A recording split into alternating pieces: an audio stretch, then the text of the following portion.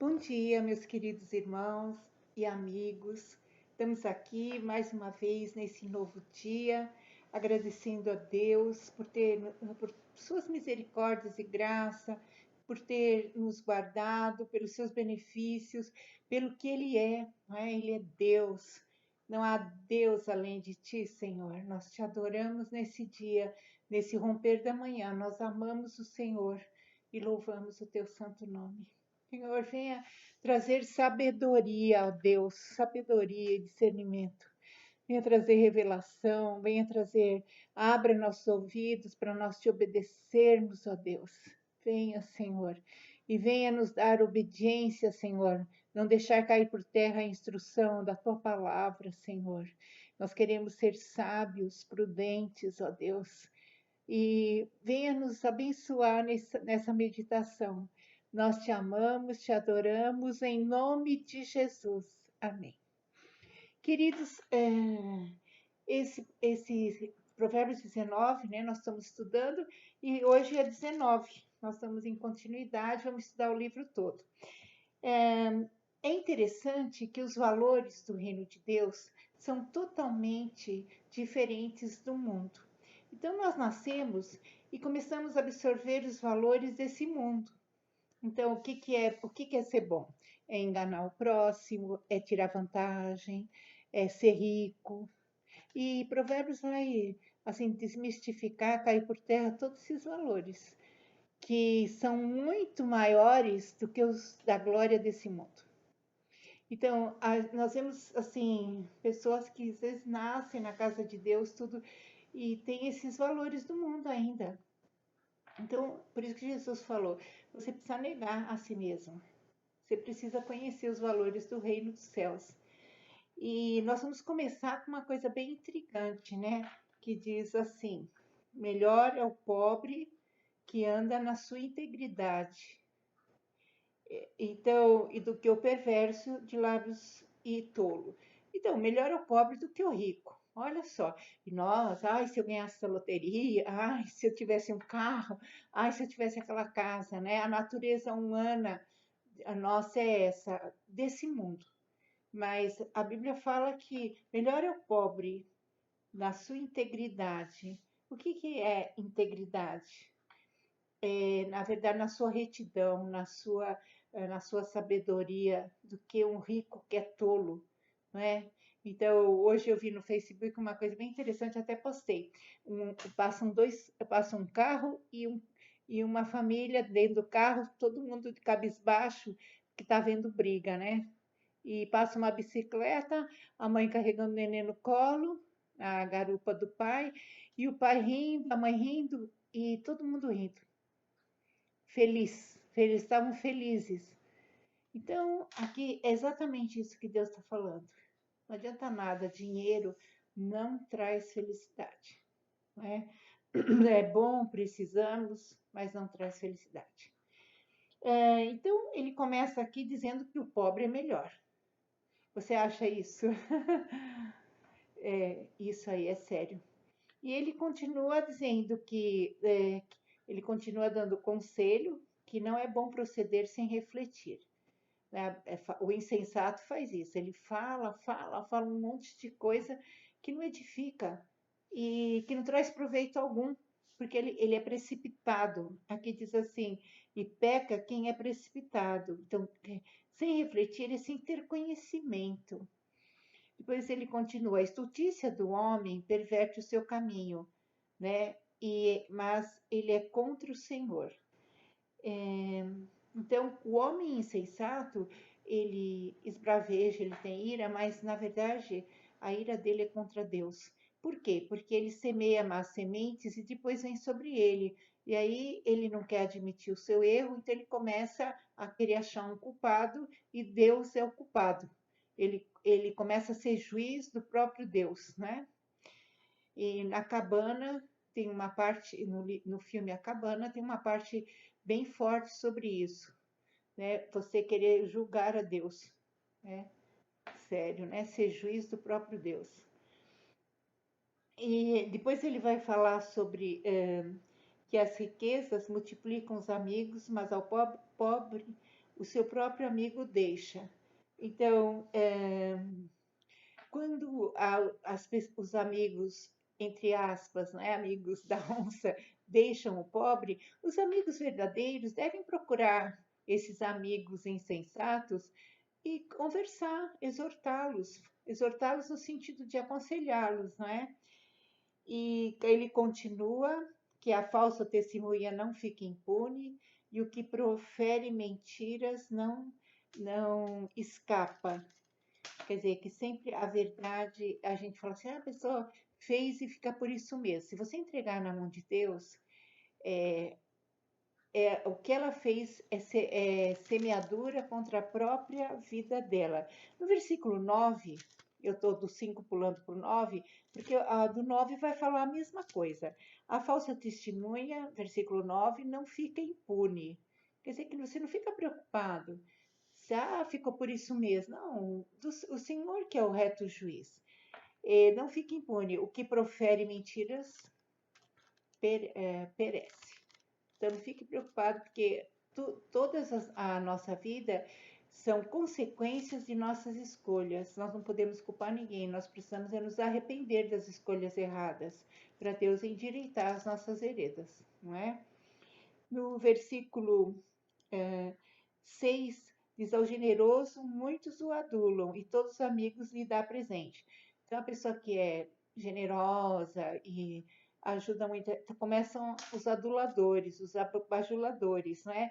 Mas sempre para tirar proveito, né? O bajulador, e a Bíblia fala que o falso é a mesma coisa. Aquele que bajula, daqui a pouco também está condenando, né? Porque não é sincero, não é verdade? E se os irmãos do pobre o aborrecem, quanto mais se afastarão dele os seus amigos. Então, se os próprios irmãos às vezes rejeita, quanto mais os amigos, não é? Ele fala, corre após eles com súplicas, mas não os alcança. Então, aqui é que aquele mesmo conselho que foi dado do amigo, você precisa, os que são amigos verdadeiros, os que conhecem a palavra, devem aconselhar a esses que estão desprezando o pobre e desprezando o seu irmão, né? O seu amigo. Então, o conselho nós devemos trazer a reconciliação. A Bíblia fala que lá em Coríntios 5, que o nosso ministério é da reconciliação, reconciliar o homem com Deus e com as pessoas. E às vezes nós pomos mais lenha na fogueira, né? Então, nós precisamos correr atrás das pessoas que, assim, correr atrás no sentido de aconselhar. Uma vez, se ela aceitar, amém. Se não aceitar, não é? Mas nós devemos ajudar a ela se reconciliar com Deus, se arrepender e também reconciliar com seu irmão. O que adquire entendimento ama a sua alma. O que conserva a inteligência, acha o bem. Então, lá em Deuteronômio 10, 12 e 13, fala assim: a sua obediência não é para mim, o Senhor fala, é para o seu bem. Então, aqui diz assim: quem adquire entendimento ama a sua alma. Quem busca o entendimento, a sabedoria, a prudência, faz bem para si mesmo, está se guardando. Não é bobo nenhum. E no mundo, você ter isso, você ter prudência, você é bobo. Se você entende assim os valores do reino de Deus, você não vai se importar com o que falam. Porque você sabe da semeadura que você está fazendo e que você está semeando sementes boas e que você vai colher sementes boas, frutos bons, não é verdade? E aqueles que estão dizendo que você é bobo e que estão agindo contra a palavra de Deus vão ter também uma semeadura ruim, não é? Isso é muito triste. Então, quando você precisa saber o que é certo, ter certeza, porque a palavra de Deus é uma bússola. Porque um fala uma coisa, outra fala outra, mas a palavra de Deus, essa é a nossa bússola. Jesus venceu o diabo citando a palavra. Então, a palavra de Deus diz isso. Eu estou lendo a palavra do Senhor. Não fui eu que a escrevi, não é? O próprio Espírito Santo juntou tudo isso. E olha só, o que adquire entendimento ama a sua alma, e o que conserva a inteligência acha o bem. Não é? Olha que coisa mais maravilhosa. E no versículo 16, vai falar também semelhante ao versículo 8. Diz assim: o que guarda o mandamento, guarda a sua alma. Então, quando eu guardo o mandamento do Senhor, eu estou guardando a minha alma. Mas o que despreza os seus caminhos, esse morre. Então, olha só que forte, não é? Tudo que eu faço para guardar a palavra de Deus, eu estou fazendo bem para mim mesmo. No versículo 9 diz que a falsa testemunha não fica impune. É o que eu falei do versículo 5, não é? Que a falsa testemunha, há pessoas que ficam, porque não sei o quê. Não fique preocupado. Tudo que a gente semeia, se não houver arrependimento, nós vamos colher. Ao insensato não convém a vida regalada, quanto menos o escravo dominar príncipes. Então, aquele que é insensato, que não tem sabedoria, ele pode até tentar uma vida regalada, mas depois o próprio diabo tira tudo dele, não é? Porque foi por meios ilícitos, foi imprudência, então é muito triste. Então, assim como, né, o insensato não convém uma vida regalada, quanto mais o escravo dominar príncipes, não é? E no versículo 11, maravilhoso, a descrição do homem o torna longânimo. Então, a sabedoria. Então, eu nunca vi ninguém correr atrás e falar, tudo que eu preciso é sabedoria. Vocês lembram de Salomão? Salomão podia ter pedido riquezas, podia pedir ouro, podia pedir uma. Deus falou, pede o que você precisa. Ele não pediu nada, ele falou, só quero sabedoria e entendimento e prudência, né? E discernimento. Ele falou, ele pedia valores que dinheiro não compra. Aí o Senhor deu o que ele precisava. Então, qual é a sua primeira petição a Deus? Qual é a sua primeira necessidade? É dinheiro? Pois aqui fala assim que a sabedoria do homem o torna longânimo, e sua glória é perdoar as injúrias. Então, olha só, o que valoriza um homem? Né? Ele ser sábio, a descrição do homem, a sabedoria do homem torna longânimo, né? Ele tem paciência, domínio, não é próprio, e a sua glória é perdoar as injúrias. Aquele lá já comprou um terreno, aquele lá tem milhões de casas, aquele lá tem milhões de dinheiros. Mas olha só, o homem que não sabe perdoar de nada vale aquilo que ele tem nessa vida, nada. E eu quero o sangue de Jesus para que o Senhor revele isso para você, né? Porque isso é um tesouro, isso é o ouro em pó, né? Que tudo é vaidade, tudo é bolinha de sabão, tudo é correr atrás do vento, como diz Salomão, né? Então diz que como o bramido do leão, assim é a indignação do rei, mas a seu favor é como o orvalho sobre a erva. Então, aquele está dizendo sobre o rei, né? Aquele que tem assim uma posição de assim de governar, ele precisa exortar e ele precisa também conceder misericórdia. Então, por exemplo, o Senhor te coloca mordomo dos seus filhos, da sua casa. Você precisa ter a força e a exortação de um bramido de leão. Ser forte. E você precisa também aprender com Deus a ter misericórdia quando necessitar. Então, ao mesmo tempo ter o bramido do leão e ao mesmo tempo ser como orvalho sobre a erva, ter misericórdia. Achei muito lindo, né? É o que nós precisamos como pais, como por exemplo, como professora que eu sou, eu precisava disso, né? Quando eu exercia a minha profissão. Hoje, às vezes eu dou aula também, mas eu preciso ser firme e ter também essa misericórdia, né? Para que o aluno aprenda. O filho insensato, olha só, é a desgraça do pai e um gotejar contínuo das contenções da esposa. Olha que interessante. Um lar infeliz, né? Aqui o versículo 13 é um lar infeliz, que tem um filho sem sabedoria, que não teme a Deus, que acha que ele está certo em tudo, não é? Que não ouve a instrução de seus pais, e o gotejar contínuo, e a mãe reclamando. Pois, na verdade, ela deveria estar pedindo perdão por esse menino ter chegado até nisso, ser insensato, não é verdade? Então, por isso que fala no 18, castiga teu filho enquanto há esperança. Quando a gente não corrige, a gente vai passar, né, vergonha com ele. Então, nós precisamos corrigir, né, o nosso filho. Precisamos ser firme, como esse bramido do leão também aqui, né? Que o rugido do leão é forte, não é? É firme. Então, olha só, o filho insensato é a desgraça do pai.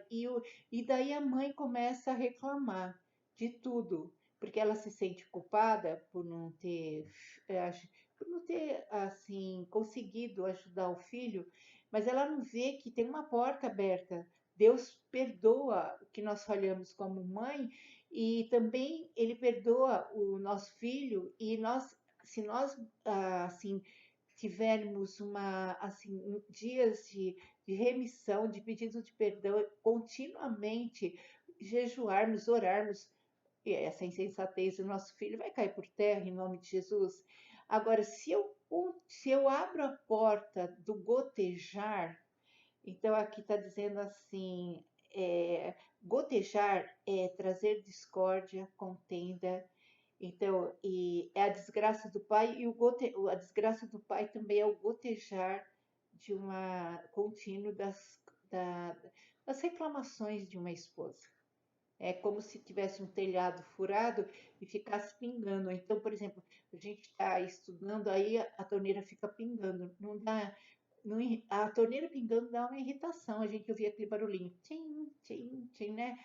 Então, assim é a esposa que reclama, né? Que vive reclamando, porque se sente culpada. Então, se você se sente culpada, em vez de vai reclamar, vai colocar as tuas queixas diante de Deus. Lá em Lamentações do Jeremias fala assim: cada um se queixe, Jeremias 3 fala assim: cada um se queixe dos seus próprios pecados.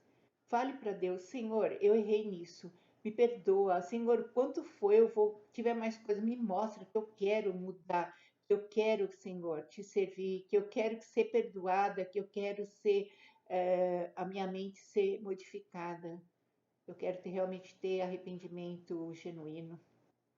E aí Deus muda o curso das águas do nosso lar, não é? Então, olha só. E continua no 14: acaso os bens vêm como herança dos pais, mas o Senhor é a esposa prudente. Então, o que é a esposa prudente? Aquela que fala uma vez, não precisa falar mais. Então, porque ninguém muda ninguém. Nós falarmos, mantermos a palavra, né? E assim, darmos os limites para o filho, mas não ficar gotejando.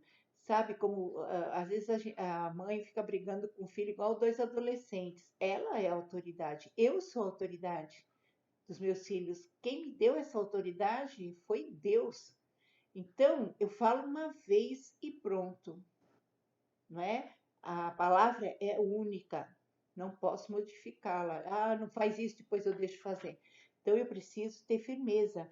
Então aqui dizendo a esposa prudente é aquela que busca sabedoria, discernimento, e eu preciso também muito disso. Glória a Deus. Então a herança nossa não está na casa, não está nos pais, mas está nos filhos. Então nós precisamos investir neles, não é? Dar tempo a eles, tempo para orar, tempo para conversar, tempo para curtirmos os nossos filhos, né? Também Provérbios fala muito sobre a preguiça, que todo aquele que tem preguiça e vive ociosamente, ocioso é preguiçoso, é o sinônimo de preguiçoso. Ele fica pobre. A Bíblia fala que a pobreza de passar necessidade está ligada ao sono profundo do preguiçoso. Está lá em Provérbios 6, não é? Então, se nós estamos com preguiça, nós devemos orar: Senhor, tira isso daqui, eu quero fazer o que eu preciso, não é? A gente precisa lutar contra isso, não pode deixar com que isso domine a nossa vida. Em nome de Jesus, não é? Então, aqui faz cair um sono profundo e o ocioso vem a padecer fome, não é? O 16, o que guarda o mandamento, guarda a sua alma, mas o que despreza os seus caminhos, esse morre. É o versículo 8, né, que parece com o versículo 8, que fala que o entendimento é para que aquele que ama a sua alma buscar entendimento. Ah, não é para o bem do meu pai, não é para o bem de Deus, é para o meu bem, não é verdade? E quando eu entendo isso, eu vou buscar esse tesouro, né, mais do que o ouro depurado, eu vou buscar, né, essa sabedoria e esse entendimento. 17, quem compadece do pobre ao Senhor empresta, e este lhe paga o benefício. É interessante que nós ajudamos muitas vezes pessoas que podem nos devolver o favor, e isso não é amor. O amor é quando você faz uma coisa para uma pessoa que você sabe que ela não tem nenhum tipo de condições de te devolver. Então, e mesmo quando ela tem condições, você não se importa se ela não te fizer nada. Por quê? Porque diz que quem paga o benefício que você está fazendo é Deus. Que fala ao Senhor, quem se compadece do pobre, ao Senhor empresta. E este, que é Deus, lhe paga o benefício. Está em Colossenses 3, 23, 24. Tudo que fizerdes, fazei de todo o coração para o Senhor. É do Senhor que você recebe recompensa. Então, tudo que você fizer vai vir em dobro para você. Né? Por exemplo, uma pessoa que está lhe devendo e você perdoa, né, a dívida da pessoa, a pessoa fica amarrada se não resolver com você e se não te der assim nenhuma satisfação. Mas se ela vier e se arrepender, Deus abençoe. Mas você fica livre perdoando. É claro que você vai falar, mas eu perdi não sei o que. Não, há perdas que são ganhos. Deus está te ensinando a ter o mesmo caráter que Cristo teve. Não é verdade? E Deus é tão misericordioso que todas as vezes que eu perdoei algum dinheiro, o Senhor me deu na semana seguinte 3 vezes mais da quantia que eu emprestei. Glória a Deus, santificado seja o nome do Senhor, porque Ele é fiel, porque Ele é generoso, não é? Então, tudo que você fizer a alguém, esquece, ela não te deve nada. É do Senhor que você recebe a recompensa. Nem a gratidão você espere, nem o muito obrigada. Na verdade, você fez para Deus e é dele que você recebe. Senhor, venha selar com fogo, porque esse mandamento, esses valores são magníficos, não é? Gloriosos. Castiga teu filho enquanto há esperança, que vai falar, né, do insensato, que é a desgraça do pai. Castiga o teu filho enquanto há esperança, mas não te excedas a ponto de matá-lo. Então, na verdade, você vai discipliná-lo para o bem dele e para que ele aprenda, não para destruí-lo, não é? Homem de grande ira tem de sofrer o dano. Então, às vezes a gente quer poupar, né? Às vezes a gente explica às vezes nós como mães, né? A gente explica para o filho e quer poupar as consequências. Eu lembro que e não deve poupar, porque senão ele vai repetir o erro. Eu lembro que nós tínhamos um vizinho que nós morávamos em cima, né, da igreja, então a casa ficava tipo um prédio, né? E o Valtinho gostava de jogar bola e sempre caía no vizinho. E o vizinho era um casal de idade, ficava tão nervoso. Aí, quando o Valtinho jogou a bola lá, o homem começou a ficar irado. Aí eu falei, agora você desça e resolva. Você vai pedir perdão e vai falar que nunca mais você vai fazer isso. Mãe, desce comigo. Eu falei, não. Você vai lá, você que jogou a bola, eu falei para você não jogar. Então, aí ele foi, nunca mais ele jogou a bola no vizinho. Então, olha que forte, né? Então, quando a pessoa sofre o dano de resolver as coisas, ele não vai repetir. Então, eu não posso livrar. Tem muita mãe que poupa, né, o filho da firmeza do pai, que poupa o filho de consequências que ele fez. Então, na verdade, se você poupá-lo, você está entregando ele à morte, porque ele vai fazer de novo. Então, hoje pode não acontecer nada, mas amanhã ele pode até esse dano levá-lo à morte. Então, é sério, eu amo esse versículo, é muito sério. Dói na gente como mãe, mas há necessidade de ensinar a criança as consequências dos atos que ela faz. É necessário ela ir lá e recolher o que fez, para ela não fazer de novo. Versículo 20: ouve o conselho e receba a instrução, para que seja sábios nos dias por vir. É interessante que alguns vão falar, mas sempre está falando, né? Ouve o conselho, ouve. Aqui fala do ouvir e do receber e do falar. Se eu ouço, recebo, eu tenho já sabedoria no falar.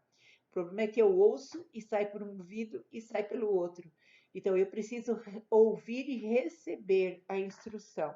Em primeira, no versículo 27, né, ligado a esse versículo do, do conselho e da instrução do 20, o 20 e o 27, fala, filho meu, não deixe de ouvir a instrução, né, desvia-te das palavras, né, desviar-te-ás das palavras do conhecimento. Então, você deve ouvir a instrução. Segundo 1 Samuel 3,19 diz assim, crescia Samuel e o Senhor era com ele, e de todas as palavras do Senhor, nenhuma ele deixou cair por terra.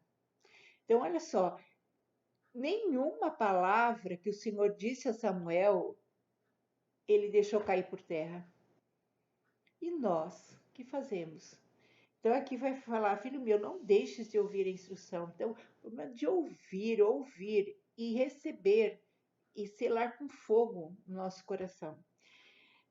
No versículo 21, muitos propósitos há no coração do homem, mas o desígnio do Senhor permanecerá. Até o desígnio, isso aqui, que o homem pode traçar planos, né? Mas do Senhor, o Senhor que faz, que mostra o caminho certo, não é? Ele pode traçar os planos, mas a resposta certa vem do Senhor, não é? O que torna agradável o homem é a sua misericórdia. Aqui agradável significa a sua beleza. Não é nada de físico, de músculo, de barriga de tanquinho. Não é assim a beleza externa, mas aqui está falando que o que torna um homem com valor, a beleza de um homem, olha que coisa maravilhosa. Você pode casar com um homem de barriga de tanquinho e bem musculoso, e ele não ser agradável a você, e você ser a mais infeliz das criaturas. Então, esse homem tem beleza? De que adianta, né? E daqui a pouco tá velho, né? E essa beleza vai embora e não ficou nada. Então, olha só, o que torna agradável, né? O que torna agradável o homem, versículo 22, a beleza dele, o valor dele, é a sua misericórdia. Você vê como ele, assim, trata alguém que fez mal para ele. Isso é ser misericórdia, né? Misericórdia é quando você pode devolver o troco, né? Você se vingar e você retém a mão da sua ira e você dá-lhe o perdão. Então, o valor de um homem, olha que maravilhoso, é a sua misericórdia. O pobre é preferível ao mentiroso. Olha como totalmente, né? Totalmente diferente dos valores dos ares espirituais desse mundo, né? Desse sistema do mundo. Continuando no versículo 23, o temor do Senhor conduz à vida. Aquele que o tem ficará satisfeito. Então, quantas vezes nós compramos 500, por exemplo, 500 vestidos e nós não estamos satisfeitos? Quantas vezes nós gastamos um monte de dinheiro em joia e um monte de coisa e não estamos satisfeitos? Então, a Bíblia fala de plenitude. Plenitude. Você está plena, né? E o que que é isso? É quando a sua alma está satisfeita. Você está satisfeita. E o que nós mais temos, né, é insatisfação. Deus nos dá e nós achamos pouco. Deus nos dá e nós não vemos, reclamamos, murmuramos. Então aqui está dizendo assim: o temor do Senhor é a sabedoria, conduz à vida. Aquele que tem essa sabedoria ficará satisfeito. Com muito, um pouco, tanto que Paulo, por que, que ele ficava satisfeito? Ele falou: aprendi a viver contente em todas as circunstâncias, tanto sei, né, sei estar na abundância como na escassez. Olha só, o temor do Senhor conduz à vida, aquele que tem esse temor, essa sabedoria, ficará satisfeito. Então, há muitos que falam assim: ah, se eu tivesse minhas dívidas pagas, eu ficaria satisfeito. Não ficaria, porque a insatisfação está aí dentro. Você ia achar alguma coisa para ficar insatisfeito. Porque a satisfação não é em meio a tudo ficar bom para você. Satisfação é quando você não são as coisas irem conforme você quer. Satisfação é quando você tem o Senhor. Ele te deixa plena. Mesmo você tendo pouco arroz, mesmo você tendo, às vezes, fazer bolinho de arroz com arroz, você fica satisfeito. O outro tem filé mignon, tem um monte de coisa, picanha, e não está satisfeito. Super, super maravilhoso, não é? Isso aqui é sabedoria, sabedoria do Espírito. Senhor, traduz, revela, abre nossos ouvidos para recebermos, fazer sangue em nossas veias. Aí continua, não é? E aquele que tem ficará satisfeito e mal nenhum o visitará. Isso também é uma coisa, o temor do Senhor é uma coisa, a sabedoria do Senhor nos guarda, né? Nos guarda, aleluia. E o versículo 24, o preguiçoso mete a mão no prato e não quer ter o trabalho de a levar à boca. Olha só, a preguiça é tanto que põe a mão no prato e tem preguiça de levar a comida à boca.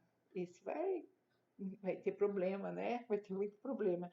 Fala muito sobre isso. Vai ter com a formiga, o preguiçoso, né? No Provérbio 6. E o versículo 25: quando ferires ao escarnecedor, o simples aprenderá a prudência. Então, quando você exortar o escarnecedor, o simples, o que é mais novo, vai aprender, porque vai ver, olha o que aconteceu com aquele que desobedeceu. Então, ele vai ter o que é novinho, aquele que está começando a fé, ver assim, a experiência daquele que brincou com a palavra, daquele que desprezou o conselho, desprezou a sabedoria, o que aconteceu na vida dele. Então, o que me faz ter o temor do Senhor é de saber o depois. Se eu aceitar as ofertas que o diabo faz, me oferece, e o depois? Você vai aguentar? Eu vou aguentar? Não vou. Eu não vou aguentar. Nem você, meu querido. Porque na hora nós não vemos consequências. O diabo, ele nos seduz de uma forma que nós não pensamos. Que nós ficamos manipulados, conduzidos. Então aqui está dizendo, né? Quando você exortar, né? Aqui no sentido de exortar ao escarnecedor, o simples aprenderá a prudência. E repreende o sábio, crescerá em conhecimento. Então, o sábio é aquele que recebe a palavra, aquele que ouve a instrução, não é? O que maltrata seu pai ou manda embora sua mãe, filho é que envergonha e desonra. Olha só. Hoje é engraçado, né? O filho desobedecer o pai, está na moda. Ah, isso antigamente, que os filhos obedeciam, respeitavam o pai. Não, não é antigamente. Por isso que há tanta maldição sobre a terra. Lá em Malaquias 4:6 fala que antes da vinda do Senhor, Deus ia converter o coração do pai aos filhos e os filhos do pai, ou seja, o perdão entre pai e filho e pai. Por quê? Para que Deus não fira a terra de maldição. Toda vez que um filho e um pai amaldiçoa um ao outro, a terra fica maldita. E isso aí a palavra de Deus diz, meus irmãos, meus amigos. Olha que coisa. Por isso que o filho que desobedece, nada vai bem na vida dele. ele é insatisfeito, ele é mal-humorado, ele é irritado, ele é irado. Por quê? Porque ele quebra o mandamento. Não foi o pai e a mãe que querem que ele obedeça. Deus estabeleceu isso, né? Filho meu, se deixas de ouvir a instrução, olha, o filho fiel e obediente, ele tem sucesso. O filho que é obediente, onde ele põe a mão prospera. José era um filho obediente. O pai mandava ele ver os irmãos, levar comida para os irmãos. José ia, né, filho de Jacó. E onde ele ia, ele foi para a casa de Potifar. O Potifar deixou tudo na mão dele. Depois ele foi assim, ele foi enganado, né? Foi assim injuriado. E ele foi para a prisão sem merecer, não é? Assim mesmo, ele sabia que Deus estava na direção de tudo. Lá, o próprio carcereiro deixou todos os presos na mão dele. Onde ele ia, Deus abençoava, porque ele era um filho obediente. José era um filho amado. Olha só. Então aqui fala, filho meu, se deixares a instrução e desviar-te né, no versículo primeiro, né, que fala que é o filho que não obedece é quem envergonha e desonra, né? E no 27, filho meu, se deixares de ouvir a instrução, desviar-te das palavras do conhecimento, também eu já falei sobre isso, né?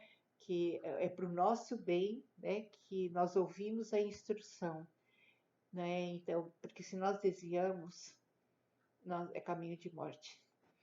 A testemunha de Belial escarnece a justiça. A testemunha de Belial é tipo, é o homem maligno, não é? É o demônio mesmo. E a boca dos perversos devora a iniquidade. Quer dizer que ele escarnece, ele zomba de quem? Ah, você não é homem, você não faz isso. Ah, eu lembro, você não faz isso porque sua mãe não deixa, não sei o quê. Então eu preciso conhecer a Bíblia porque existe uma autoridade ainda acima da minha mãe que me fala para não fazer para o meu bem. Não porque eu preciso, porque eu estou sendo amarrada para fazer, mas porque Deus está me dando limites para que eu não morra. Para que Deus quer que ele quer evitar a desgraça da minha vida, não é? E então no versículo 29, encerrando, mostra que há consequências daquele que despreza a sabedoria. Preparados estão os juízos para os escarnecedores. Quer dizer que os escarnecedores não vai ficar por isso mesmo. Preparados estão os juízos, quer dizer, as consequências, não é?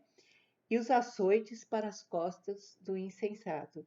Eles mesmos escolhem o castigo. Eles mesmos semeiam um mal e colhem um mal. E que Deus dê arrependimento para esses escarnecedores. Que Deus também nos dê arrependimento se escarnecermos das coisas de Deus. Deus dê arrependimento para nós se desprezarmos. Quantas vezes Deus fala e nós desprezamos? Não, não é bem assim. Não, não, eu não sou assim. E Deus está falando, ó, isso, você precisa mudar nisso, não é? E todos nós, cada dia, precisamos ser mais semelhante ao Filho de Deus, a Jesus Cristo, ter o caráter dele. E isso é só com arrependimento e usando sempre, pedindo sempre o sangue de Cristo sobre os nossos pecados, né? E que Deus nos abençoe. Eu gostei muito de todo o texto e eu gostei muito dos valores. E eu gostei muito quando o versículo que fala assim, o que torna agradável o homem ou a mulher, no versículo 22, é a sua misericórdia, né? É a sua misericórdia. Porque só tem misericórdia quem entendeu a misericórdia de Deus por ele. Eu, eu antes não tinha misericórdia. Então hoje Deus me dá, porque eu vi a grande misericórdia de Deus para comigo, senão eu já estaria no inferno. Não é verdade? Então a beleza do homem não está nos valores que o mundo mostra, mas está em ele ter misericórdia, ele ser um homem sábio, ele se desviar do mal, ele buscar sabedoria de Deus.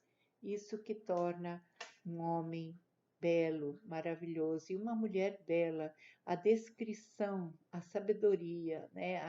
A prudência. Oh, louvado seja Deus. Senhor, nós queremos isso. E que o Senhor venha nos perdoar. Todas as vezes que deixamos a palavra do Senhor cair por terra, o Senhor nos avisa e nós desprezamos. Que o Senhor venha perdoar nossa casa, nossos filhos, nossa família. E nós queremos o sangue de Jesus vindo lavar cada um de nós, cada um que está nos ouvindo, cada filho.